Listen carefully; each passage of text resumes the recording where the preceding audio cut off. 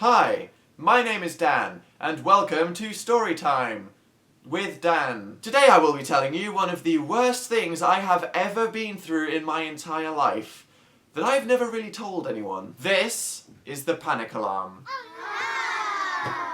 Some of you guys will know that I had two jobs as a teenager that I wasn't that good at. Now, my first job was at a DIY store that I eventually got fired from, but there was one very serious incident that definitely contributed towards me getting fired. Now, at the store that was all about building and plumbing and power tools, the managers could see how much I knew about all that stuff, so they basically gave me all the jobs that a duck with no eyes could probably do. Alright, Jenny and Tom, you get the forklift and move the barrels of acid into the warehouse. I want to help. No, I have a very important job for you, Dan. Really? Yes, you should dust the checkouts. Now, the thing I should explain about this store is how ridiculously f***ing shit it was as a business. I had no training whatsoever, there was no security. In fact, there was only one working security camera in the whole building. And it was pointed at the chocolate bars by the welcome desk. And it was in black and white. And no one looked at the screen, and it didn't even record anything. Right, so I was just dusting away like Snow White, except I'd probably get slapped if I started whistling, when I looked under the desk and saw a big red button. Now, in life, I think it's given that if you see a big red button and you don't know what it is, you probably shouldn't press it. But come on, I'm human, who the f*** wouldn't press the big red button? So I considered it for a bit, and just pressed the button. And nothing happened. I was honestly slightly disappointed that nothing exploded, so I just decided to get back to work when about 5 minutes later, my manager comes into the room and starts screaming. Who did it? Huh? Oh my god, which one of you did it? What is it? Someone pressed the panic alarm. What? Are you serious? Oh, right. How the f*** was I supposed to know it was a panic alarm? No one told me. I didn't think they could afford them. Yeah, don't press red buttons. It turns out pressing one of these sends an emergency signal to the nearest police station who basically think someone's holding people hostage. I have just had to tell the police to cancel the SWAT team they were sending over, and we have been fined £15,000. Oops. This wasn't just an oops, this was real serious business, actual money, and oh shit, the police are involved serious business, and it was my fault. So he went away and I tried my best to look not at all suspicious looking, thinking that if I could just ride out the next couple hours, I could go home. Oh no!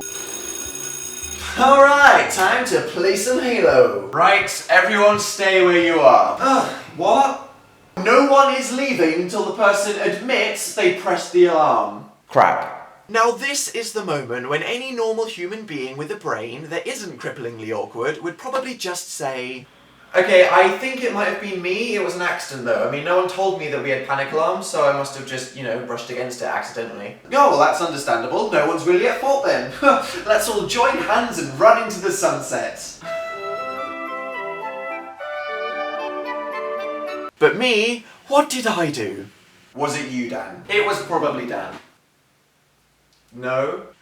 And this is when it all went very downhill. Can't we go? It's Friday night. Nope, you're all in shutdown. This is Guantanamo Bay, motherfuckers, and no one's leaving until the disgusting, lying, cheating scumbag that pressed that button admits to their horrific crime.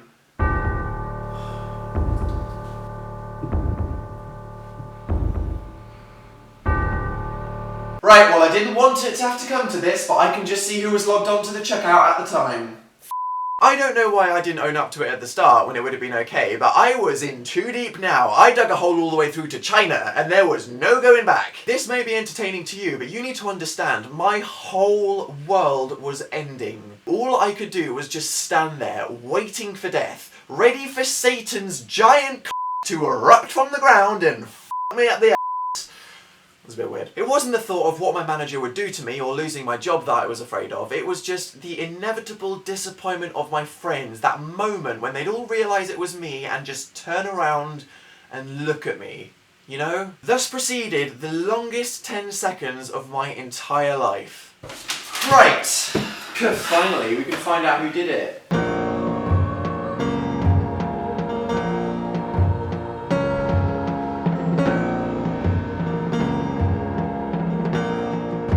It was Dan.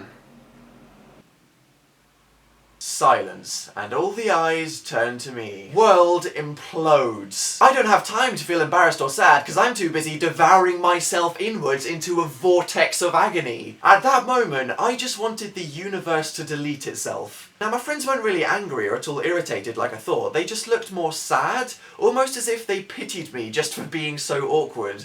The kind of look you'd give a disabled goose. Good luck, mate.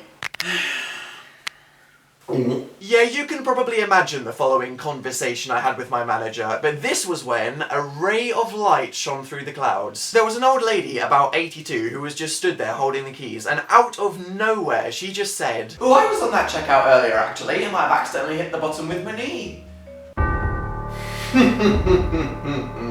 I knew I pressed the button, but at this point I had no problem whatsoever throwing her under the bus. Yes, that would explain it. Completely. Oh, yeah. Well, that's okay, Joyce. Mistakes happen. Are you f***ing kidding me? I think deep down he knew that I'd done it, but if it wasn't for Joyce, he would have probably eaten me. Literally. Or just stapled me to the wall and covered me with bird food, I don't know. So then I merrily skipped home and spent the next 3 hours doing this.